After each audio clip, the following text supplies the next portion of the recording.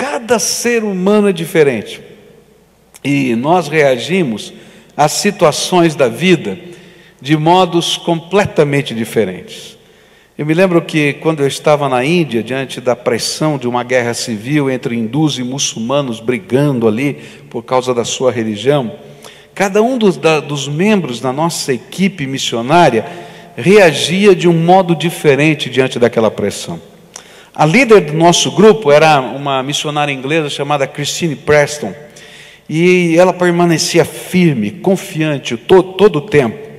Mas quando ela chegou com a equipe missionária, que voltava daqueles lugarejos que estavam em crise, e entregou essa equipe missionária ao encarregado da base da missão inglesa em Calcutá, no momento em que ela disse: olha, estou entregando esse povo, chegamos, imediatamente ela não conseguiu fazer mais nada, ela desmaiou na porta da entrada da casa. Tamanha era a pressão e a tensão interior, que ela não queria que transparecesse, que explodiu naquela hora. Caiu, tivemos que chamar um médico correndo, porque ela desmaiou. Tinha um indiano que estava conosco ali, talvez por ele conhecer a cultura dele, por ele entender mais o que estava acontecendo do que a gente podia entender, ele era o mais desesperado de todos. Bom, naquele tempo eu pesava 140 e poucos quilos, né? E eu não conseguia ficar parado, e eu saía escondido nas ruas, adivinha para quê? Para procurar comida. E eu saía ali então, eu era a pessoa que tinha que resolver o problema de comida da equipe. É interessante que cada um é diferente, não é? Cada um na sua casa reage de modo diferente, cada um diante de uma pressão tem uma atitude diferente, tem uma maneira de lidar com a vida diferente, não é? E é interessante como Jesus leva a sério essas diferenças. Essa semana eu estava estudando o capítulo 14 do Evangelho de João, e nesse capítulo 14 do Evangelho de João, Jesus está preparando os seus discípulos para a sua morte, e ele vai falar do capítulo 14 até o capítulo 17, ele vai preparando o coração dos seus discípulos para os fatos que vão acontecer. Ele vai ser preso, ele vai ser julgado, ele vai ser crucificado, ele vai morrer, ele vai ficar 3 dias que eles não vão ter contato, ele está enterrado, e então no terceiro dia ele vai ressuscitar, e ele então tem que preparar o coração dos seus discípulos. Mas à medida que eu ia lendo o capítulo 14 do Evangelho de João, eu ia percebendo como Jesus estava preocupado em cuidar do coração dos tipos diferentes de personalidade que estavam entre os seus discípulos. E é interessante porque Jesus vai conversando com alguns que os nomes são citados, e ele vai tratando de atitudes ou personalidades diferentes de outros que não têm os seus nomes citados, mas a gente vai percebendo nesse contexto, Jesus trazendo uma palavra de fé e esperança para cada tipo de personalidade diferente dentro do contexto do colegiado dos discípulos. E nessa noite eu quero começar a estudar isso com vocês. E eu queria olhar a palavra do Senhor Jesus para tipos diferentes de personalidades que estavam entre os discípulos e que continuam entre nós, discípulos do Senhor Jesus. João 14, versículos 1 a 4, a palavra do Senhor vai começar a nos ensinar. Diz assim a Bíblia: Jesus disse: não fiquem aflitos. Creiam em Deus e creiam também em mim. Na casa do meu Pai há muitos quartos, e eu vou preparar um lugar para vocês. E se não fosse assim, eu já lhes teria dito. E depois que eu for e preparar um lugar para vocês, voltarei e os levarei comigo, para que onde eu estiver, vocês estejam também. E vocês conhecem o caminho para o lugar onde eu vou. Senhor Jesus, aplica a Tua palavra aos nossos corações e faz com que a gente possa não apenas ler e entender, mas que o Teu Espírito possa trazer lá para o fundo da nossa alma, para as inquietudes do nosso coração, a mensagem do Senhor. É aquilo que oramos em nome de Jesus. Amém e amém. O primeiro tipo de personalidade que a gente vai ver aqui, Jesus falando, é para com a pessoa ansiosa. A pessoa ansiosa, ela fica aflita até com aquilo que ainda não aconteceu. Não é assim? O ansioso geralmente é assim, a gente fica preocupado, não somente com o que está acontecendo, aqui quebrou isso, mas com as consequências que podem advir daquilo que aí já aconteceu, ou do que ainda nem aconteceu. E se cair o teto, o que eu faço? E se destelhar a casa, como é que vai ser? E aí vai. E aí então Jesus está olhando para aquela pessoa ansiosa, e deveria ter pessoas ansiosas no meio do grupo dos discípulos, e ele estava antevendo que quando Jesus fosse preso, como é que eles estariam, quando Jesus fosse julgado, como é que eles ficariam, quando Jesus fosse crucificado, como eles ficariam, quando Jesus fosse sepultado, como eles ficariam. E então ele traz essa palavra para essa pessoa ansiosa, e a palavra é aquela que todo ansioso não quer ouvir. Bom, o que todo ansioso não quer ouvir é fique calmo, né? Ou então, não se preocupe. É verdade ou não é? Se chega alguém perto do ansioso e diz assim, não se preocupe, fique calmo, e se ainda chegar perto e colocar a mão assim, meu Deus, vai empurrar a mão do lado assim, pode ter certeza, não é? Já aconteceu com você isso? Já, né? Mas Jesus toca na ferida, ele diz, não se preocupem, não fiquem aflitos. Por quê? E é interessante que Jesus vai explicar para a pessoa ansiosa por que ela não precisa ficar angustiada diante das circunstâncias que estão acontecendo na vida, e especialmente daquilo que aconteceria com o Senhor Jesus. E Jesus coloca aqui algumas coisas preciosas que a gente precisa cultivar no coração, quando a gente está vivendo a ansiedade, o temor, a angústia. E eu achei muito interessante porque essa palavra de Deus foi para mim. Sabe quando você está orando, lendo a Bíblia, e o Espírito de Deus trata o seu coração? Eu estava nessas viagens todas, lendo os e-mails, né? E eu estou terminando o mandato na Convenção Batista Brasileira, vou entregar em janeiro, e a gente quer entregar tudo direitinho, bonitinho, e bem nesse período começou a aparecer tudo quanto é pepino e abacaxi que você pode imaginar. E aí você fica olhando, dizendo assim, eu não vou ter tempo de resolver, eu não vou conseguir. E aí me deu uma tristeza. E essa palavra de Jesus foi para mim. Não se preocupe. Mas Senhor, eu estou lendo esse e-mail aqui, o que eu vou fazer? Não se preocupe, por quê? Primeira razão. Ele diz assim, creia em Deus, creia também em mim. Primeira razão é, continue a crer em Deus e em Jesus. Por que Jesus falou isso? É porque Ele nunca perde o controle.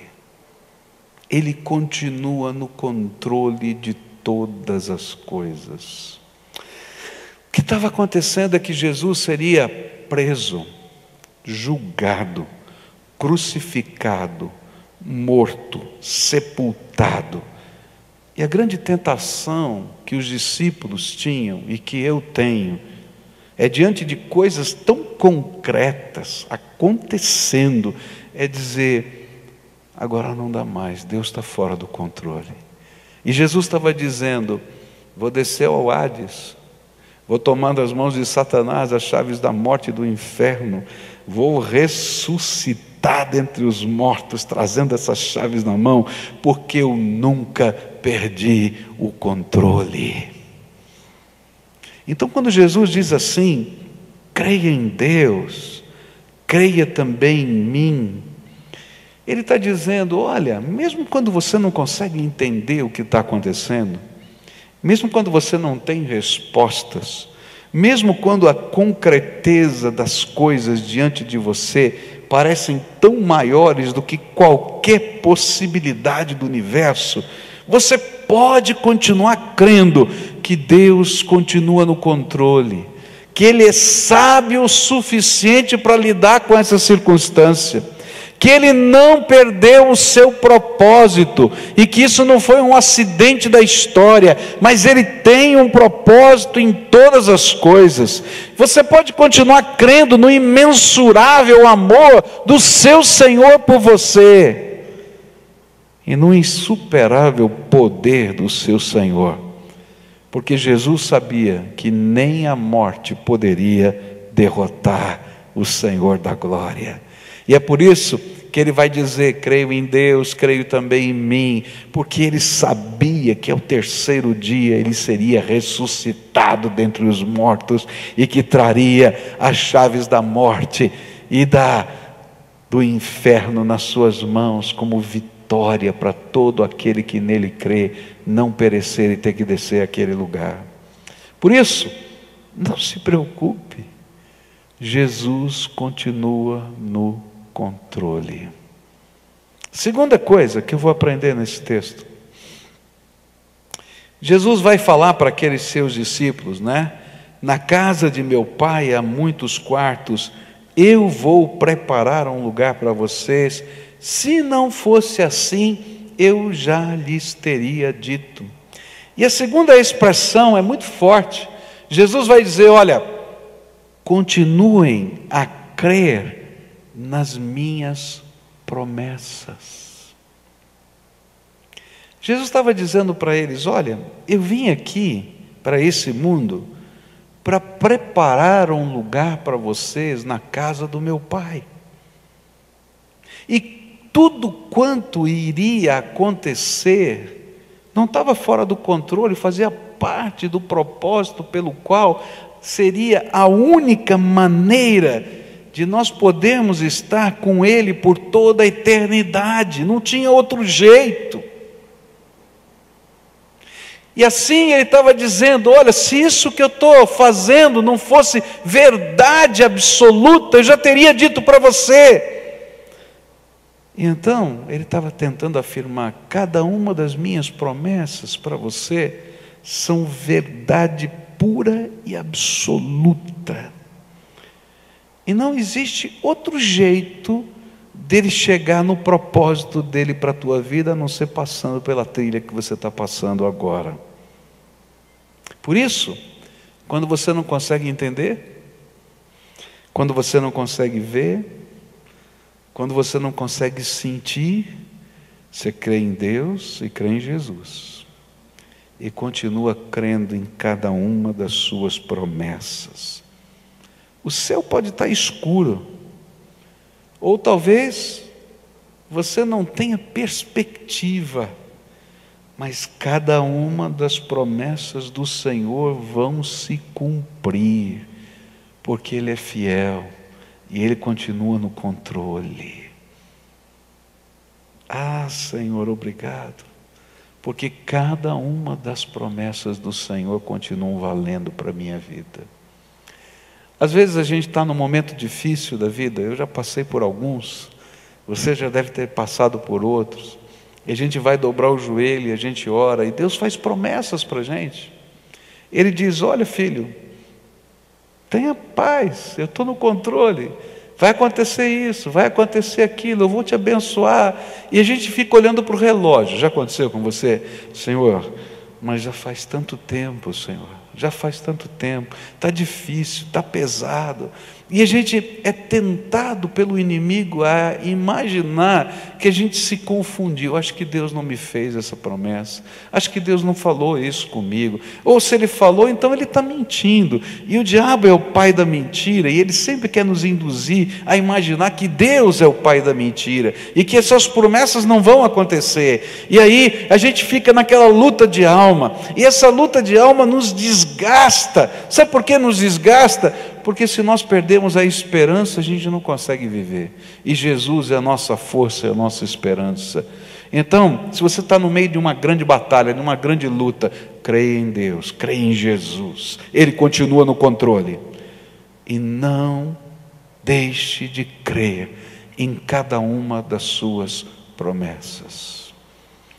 Eu achei interessante o Manny falar que entre o dia que Deus falou com ele, lá na Nigéria, quando ele voltou para aquele campo de basquete, onde ele ganhou o primeiro par de tênis, e Deus falou para ele: olha, você vai distribuir tênis pelo mundo. Ele falou que levaram 5 anos, queria contar um outro dia, por que levou 5 anos. Isso não é um privilégio só do Manny. Muitas vezes as promessas de Deus vêm sobre a nossa vida, e a gente toma pela fé, e a gente espera o cumprimento delas no meio das batalhas. Nós temos estudado o livro de Gênesis aqui, e a gente estava falando de Abraão, e Deus tinha dado uma promessa para Abraão, que ele ganharia um filho, e o filho seria da sua esposa, que era estéril, e ele teve que esperar 25 anos. E uma das coisas que eu tenho aprendido é que esse tempo da espera é o tempo em que Deus está trabalhando, não as circunstâncias, porque Deus pode mudar as circunstâncias da noite por dia, mas Ele está trabalhando o coração, a vida e os valores daquele que recebeu a promessa. Eu estou sendo trabalhado por Deus nesse tempo. Sabe por quê? Porque algumas vezes a gente está confiando, a gente tem um sonho, a gente tem uma promessa, a gente está confiando na nossa habilidade, a gente está confiando nos nossos métodos, a gente está confiando nos processos, a gente está confiando nos esquemas, a gente está confiando naquilo que a gente sabe, e Deus primeiro tem que quebrar tudo isso, para a gente entender que sem Ele eu não posso fazer nada. E aí quando eu me rendo, Ele diz: agora você aprendeu, então agora as promessas vão começar a vir. E às vezes a gente é bobo, vou falar por mim, não vou falar por você, né? Porque a gente cai nas mesmas coisas, e a gente se levanta, vê o milagre de Deus, e de repente a gente quer fazer de novo, daquele jeito que a gente está acostumado, e Deus diz assim: olha, vai ter que apanhar de novo. Então Ele vai lá e dá uma apertada, que a gente fica assim: Senhor, tenha misericórdia outra vez, e tal. Ele diz assim: vê se aprende, sem mim nada podeis fazer. Então, no tempo em que você está aguardando as promessas, Deus está trabalhando o teu coração. Aqueles 3 dias, queridos, graças a Deus que foram só 3 dias entre a morte e a ressurreição. Aqueles 3 dias em que os discípulos ficaram totalmente perdidos, depois de ouvirem todas as palavras de Jesus falar que Ele ia ressuscitar ao 3º dia, todos eles estavam perdidos, porque as cenas concretas eram muito maiores do que as palavras do sermão de Jesus. E na vida da gente é assim: você ouve uma mensagem, o Espírito de Deus fala com você, mas a cena concreta é muito maior do que aquilo que você ouviu. E eles estavam lá perdidos. Graças a Deus que só 2 saíram e foram embora.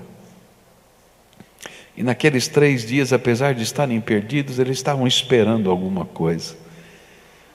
E aqueles 2 que foram embora, Senhor Jesus, quando ressuscitou, foram os primeiros que Ele foi buscar no caminho de Emaús para trazer de volta. Esse é tempo que Deus está trabalhando a minha vida e a sua vida. Creia em Deus, creia em mim. Ele não perdeu o controle. Ele tem promessas, Ele está preparando um lugar para a gente. Isso, todo o processo da salvação foi para isso. Mas Ele está trabalhando alguma coisa específica para você. E cada uma das promessas do Senhor são absoluta e total verdade. E elas vão acontecer, porque Ele continua no controle. Terceira coisa que a Bíblia vai me ensinar nessa noite. Ele vai dizer para os seus discípulos: e depois que eu preparar um lugar para vocês, voltarei e os levarei comigo, porque onde eu estiver, para que onde eu estiver, vocês estejam também. E vocês conhecem o caminho para o lugar onde eu vou. Terceira coisa que ele vai ensinar é: continue a crer. Continue a crer, porque Ele vai voltar. Jesus estava falando de dois momentos preciosos. Um que era bem próximo dos seus discípulos. Quando eu for preparar o lugar, quando eu concluir toda a obra da salvação, quando eu voltar da ressurreição, eu vou voltar para vocês. Eu vou me encontrar com vocês. Eu vou estar com vocês. Eu vou assar o peixinho para vocês. Vocês não precisam ficar desesperados, porque quando eu completar toda essa obra da salvação, eu vou voltar para vocês. E esse era o primeiro evento, bem próximo. Os seus discípulos teriam que crer naqueles 3 dias e esperar, pois Ele ressuscitaria e voltaria a se encontrar com eles, como de fato Ele fez. Mas para todos os seus discípulos, Ele vai voltar de 2 maneiras também. Quando a nossa vida terminar, nossa vida terminar, essa é promessa de Deus. Quando você fechar os seus olhos aqui na terra, se Jesus é a tua esperança, se Jesus é a tua salvação eterna, Ele vai aparecer para você. E Ele vai voltar só para você. E quem vai te conduzir às mansões celestiais que Ele preparou para você, vai ser Ele. Sabe, não vai ser um anjo que vai vir me buscar, nem você. O meu Salvador é que vai me receber para a vida eterna. O Espírito Santo está no meu coração. Eu posso perceber a presença de Jesus, eu posso ouvir a voz de Jesus, eu posso falar com Jesus, eu posso sentir o poder de Jesus. As maldições podem ser repreendidas em nome de Jesus. Mas um dia o meu Senhor vai voltar só para mim. E Ele vai me receber. E apesar de eu ser um pecador, Ele vai dizer: entra no gozo do teu Senhor, servo bom e fiel. E eu vou me sentir o pior dos pecadores, mas Ele vai olhar para mim: foi por isso que eu morri e te lavei no meu precioso sangue, e agora você pode receber essas roupas limpas, porque você foi lavado no meu sangue vertido na cruz do Calvário. Mas a Bíblia fala também que vai haver um dia final em que Jesus vai voltar para todos os seus discípulos, e naquele dia Ele vai aparecer do Oriente ao Ocidente, e quando toda a obra da pregação do Evangelho estiver concluída, então Ele vai voltar para todos os seus filhos, mas vai voltar também para ser juiz de vivos e de mortos. Essa é a promessa do Senhor. Querido, se esse é o Senhor que sustenta a tua vida, que tem o poder de ressuscitar dentre os mortos, que tem o poder de se esvaziar da sua glória para caber na forma humana, que tem o poder de curar pessoas como Ele curou aqui na terra e continua curando através da intercessão e da oração do seu povo, que tem o poder de mexer nas estruturas da terra, nos governos, nos domínios. Ele tem o poder, ele mexe, porque ele é o Todo-Poderoso. Então você pode confiar nele, mesmo quando você não entende o que está acontecendo na tua vida. Eu me lembro que eu estava na presidência da convenção em 2007, e Deus tinha colocado no meu coração que deveria fazer uma mudança administrativa, no projeto administrativo da convenção. E trabalhei pesado para isso. Viajei 17 estados do país, mostrando o projeto para cada uma das convenções. Não consegui fazer todas, eram 32, mas eu fiz mais da metade, fui lá trabalhando. E quando eu estava no meio daquela convenção, faltava um dia para a gente votar aquele projeto, porque depois da segunda-feira o estatuto dizia que não podia mais ser votada aquela matéria. E nada tinha sido votado, absolutamente nada. Estava uma discussão de plenário e obstruções assim, que são bem do regime nosso de democracia e parlamento. E nada tinha sido votado. E a sensação era, não vai passar. E eu me lembro que eu sentei na cama e comecei a orar. Falei, Deus, será que eu ouvi tudo errado? Será que isso é da minha cabeça? Porque se fosse da minha cabeça, eu não estava aqui fazendo isso. Não preciso fazer isso. Eu tinha tanta convicção de que era a tua vontade. Senhor, se eu errei, me perdoa. Se eu ouvi tudo errado. E eu chorei na presença de Deus. E aí o Espírito Santo de Deus só me disse assim, filho, ainda não terminou. Espera o que eu vou fazer.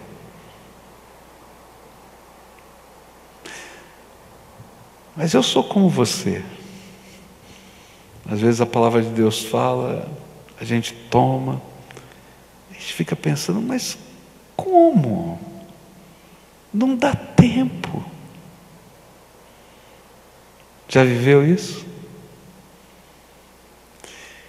Segunda-feira de manhã, 8h30 da manhã, 8 e pouco da manhã, abre a plenária da convenção. Um pastor idoso, cabelinho branco, pede a palavra. E tem no regimento tem uns esquemas, pela ordem, né? Então pediu pela ordem a palavra, então tem uma preferência de palavra. Disse assim, olha, nós estamos discutindo há 2 dias essa reforma. E a gente não vai chegar a lugar nenhum. Então, eu queria pedir preferência para a discussão do artigo tal, e disse o número do artigo, que era o cerne da reforma. Se a convenção quer que passe isso, vai votar a favor. E aí a gente vai ter que construir o resto. Se não quer, vai votar contra. E aí a gente para de votar, porque não adianta nada fazer tudo isso aqui discutindo, porque não tem sentido. E aí todo mundo disse, concordo, vamos votar o artigo 25. Se eu não me engano era 25. E aí então, colocaram-se as votos, algumas tentativas de obstrução e tal, mas não, o povo queria votar e passou. E quando passou, todo mundo entrou em desespero, porque até 6 horas da tarde tinha que aprovar tudo. Então todo mundo sentava e dizia assim, vamos fazer um acordo aqui para a gente resolver, muda essa linha aqui, então vamos lá, vamos. Passou toda a matéria até o final do dia. E quando terminou o dia, fiquei pensando assim, quem sou eu para entender os projetos de Deus? A palavra de Deus para você nessa noite é um coração ansioso, como o meu. Creia em Deus, creia também em mim. Eu estou no controle, diz Jesus para você. Nunca perdi o controle. Eu sou o Senhor. Segunda palavra de Deus para você hoje é: creia nas minhas promessas, elas são verdade absoluta até quando você não enxerga, não entende, não compreende, não pode fazer nada. Ele não mente. O pai da mentira é o diabo, não o Deus Todo-Poderoso. Terceira promessa: eu vou voltar. Eu vou me revelar a você um dia. E tudo quanto a gente está vivendo aqui tem um propósito: é a gente passar toda a eternidade na presença do Senhor Jesus e poder viver com Ele. É interessante porque no meio dessa conversa vem a palavra de Tomé. E Tomé então perguntou: Senhor, nós não sabemos onde que o Senhor vai, como podemos saber o caminho? E aí o Senhor vai começar a dar uma palavra de esperança àquele que tem a mentalidade lógica, concreta e realista. Mas isso fica para outro dia. Só para você vir domingo que vem de manhã que eu vou falar sobre isso. Vai perder a bênção se não vier. Mas nessa noite, eu queria convidar você a dar algum passo de fé muito precioso nessa noite. Eu quero orar por você. A palavra-chave de hoje foi crer. Creia que o Senhor está no controle. Creia que Ele tem uma promessa. Creia que Ele vai voltar. Creia que Ele tem um plano para a tua vida. Creia no método dEle. Creia naquilo que Ele está fazendo hoje na tua vida. E crer no Senhor é muito mais do que um ato da nossa inteligência, de simplesmente acreditar. É uma disposição de fé de se lançar integralmente nas mãos de Jesus. Está entendendo? A gente salta no braço de Jesus. A gente sabe que a gente não tem o controle. A gente não sabe que a gente não consegue nem resolver as coisas que estão acontecendo hoje na vida. Quanto mais a eternidade. Se não for por Jesus, a gente não vai conseguir fazer nada. E quando a gente crê assim, a gente pode descansar. Eu não sei o que eu vou fazer amanhã, depois de amanhã. Eu tenho que ler os e-mails de novo. Os problemas que eu tenho continuam lá. Mas a palavra que eu recebi de Deus, eu estou dividindo com você. Jesus falou para mim: Pascoal, creia em Deus e creia em Jesus. Creia em cada uma das suas promessas. E se você já recebeu Jesus como Senhor e Salvador da sua vida, creia que a promessa dele para você é: eis que estou convosco todos os dias até a consumação dos séculos. Mas se você nunca experimentou esse gosto gostoso de ouvir a voz do Espírito, esse gosto gostoso do poder de Deus fluindo na nossa vida, esse gosto gostoso de se sentir nos braços de Jesus, hoje o seu passo de fé vai ter que ser dizer: Jesus, eu vou me lançar inteiro nas tuas mãos, porque daqui para frente eu quero experimentar isso na minha vida e tu has de ser o Senhor da minha vida. Se você já experimentou, então, como eu, talvez você tenha que renovar essa entrega, porque às vezes no meio das batalhas a gente não deixa de confiar, mas a gente fica perdido como os discípulos ficaram, e a gente precisa ser renovado. Senhor, obrigado por essa palavra, porque eu vou me lançar de novo nos teus braços e vou sentir o teu abraço outra vez. Eu quero orar por você, uma oração de fé, de alguém que tem problemas e tem lutas como você, que precisa ouvir a mesma mensagem que você ouviu, mas que está aprendendo junto com você a crer, a lançar o medo, a lançar a angústia, a lançar o imponderável que eu não sei na mão de Deus. Então, se o Espírito de Deus hoje está falando com você, e está pesado, teus ombros estão pesados, eu queria convidá-lo a deixar tudo isso aqui no altar do Senhor, porque quando Ele carrega a nossa vida, o peso não está nos nossos ombros, Ele carrega a gente com o peso que está nos nossos ombros, e é uma delícia a gente ser guiado, carregado pelo Senhor. Se você é essa pessoa que Deus trouxe no meio de um feriado, frio, não é? Ruim de sair de casa, chuviscando, Ele te trouxe aqui para ouvir isso, porque Ele quer fazer alguma coisa tremenda na tua vida. Começou com o testemunho de uma criança, que já não é mais criança, está bem grandão, que Deus mudou tudo. O outro testemunho no vídeo, daquele outro menino, que a faca do pai não podia furá-lo. Deus sabe de todas as coisas, Ele continua no controle, Ele quer abençoar a tua vida. Eu quero orar por você, enquanto a gente está cantando, se o Espírito de Deus te convoca, vem para frente aqui, eu quero orar por você hoje. Quero pedir que Deus tome a tua vida e os pesos que estão aí no teu coração, que Ele trabalhe essa renovação dentro da tua alma. E se você nunca fez uma entrega da tua vida para Jesus, para Ele ser o Senhor, vem também, quero orar por você. Você vai colocar a tua vida na mão do Senhor Jesus, e a gente vai estar intercedendo por você. E a semana que vem eu vou falar sobre o lógico, o calculista, o ideal, aquele que tem o pé no chão. E quem sabe você seja esse outra pessoa que vai precisar estar aqui, e a gente vai aprender com Tomé. Jesus tem uma palavra de esperança para cada tipo de personalidade. Quero orar por você. O que está te afligindo? A palavra de Deus diz assim: não fiquem aflitos, não se preocupem. Pastor, você não sabe o que está acontecendo. Eu não sei, mas quem falou isso foi Jesus.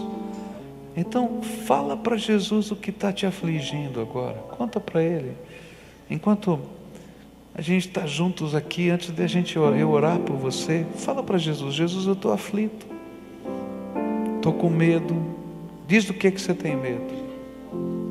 Diz: olha, eu estou com medo disso, estou com medo daquilo, não sei lidar com essa situação ou com aquela.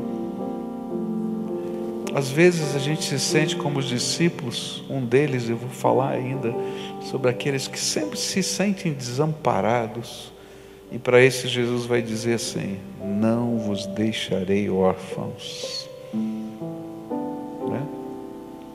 O Senhor sabe, o Senhor conhece você, então fala o que você está vivendo.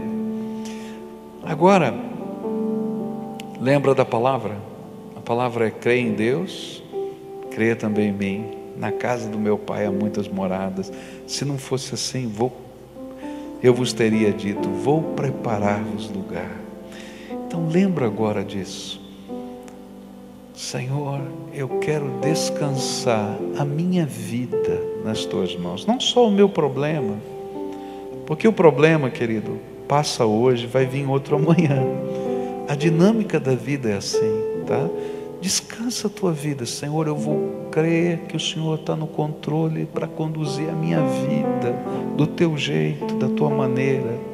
Fala com Ele e pula no colo de Jesus. Se tem alguma coisa que está te impedindo de pular no colo de Jesus, e às vezes o Espírito Santo nessa hora está confrontando você e está falando: olha, isso aqui te impede de você se largar. Lá no mundo do Mene, as mães ouvem os curandeiros e colocam algumas marcas nas crianças, colocam um símbolo nas mãos ou um barbante na barriga, porque eles foram dedicados aos demônios e eles vão viver por causa disso. E se a gente fala para eles: nós vamos cortar isso aqui, algumas mães morrem de medo, porque os demônios podem matar, e eles já viram pessoas morrendo por causa dos demônios. Quando a mãe de Mani entregou Mani para Jesus, ela sabia que tinha que cortar aquele cordão, senão Jesus não podia abençoar. isso na cultura dele, no jeito de viver da mãe dele, mas nós temos os nossos cordõezinhos, os nossos barbantes, as nossas correntes, e nessa hora a gente entrega na mão de Deus. Senhor, isso aqui está me amarrando, eu tenho medo de entregar minha vida ao Senhor, porque o Senhor vai mexer nisso. Eu tenho medo que se eu entregar minha vida ao Senhor, o Senhor vai mudar esse aspecto da minha vida. Eu tenho medo que se o Senhor mudar isso na minha vida, vai acontecer aquilo, aquilo outro. Queridos, creia em Deus e creia em Jesus. Ele está no controle. E se Ele disser: eis que estou convosco todos os dias até a consumação dos séculos, essa promessa dEle vai se cumprir na tua vida. E um dia Ele vai voltar para me buscar, e vai voltar na eternidade, para voltar um dia para toda a humanidade, para ser o juiz de todos os homens. Ele é o Senhor. Faz essa entrega. Abre mão do que for preciso, abrir mão e descansa. Agora eu quero orar por você. Senhor Jesus, Tu sabes, Senhor, que quando o Senhor me deu essa palavra, o Senhor não deu para eles, o Senhor deu para mim. E eu quero Te agradecer pela palavra que eu recebi do Senhor. E eu Te louvo, Senhor, porque enquanto eu li a palavra, eu entendi. Não era um sermão que eu tinha que pregar, era o sermão que eu tinha que viver. E eu quero dizer, Pai, eu creio no Senhor. Eu creio no Senhor. O Senhor continua no controle de todas as coisas, e toda a glória é Tua. E eu creio em cada uma das Tuas promessas. E eu sei que eu não estou sozinho, porque o Senhor está comigo todos os dias até a consumação dos séculos. E quando chegar o meu dia, é o Senhor que vai vir me buscar. E eu vou estar nas mansões celestiais, que era a única maneira do Senhor preparar para mim, morrendo na cruz e ressuscitando. E agora eu quero Te pedir, Senhor, eles também ouviram a mesma mensagem que eu ouvi. E eles estão aqui, Senhor, na mesma atitude de alma que eu estou.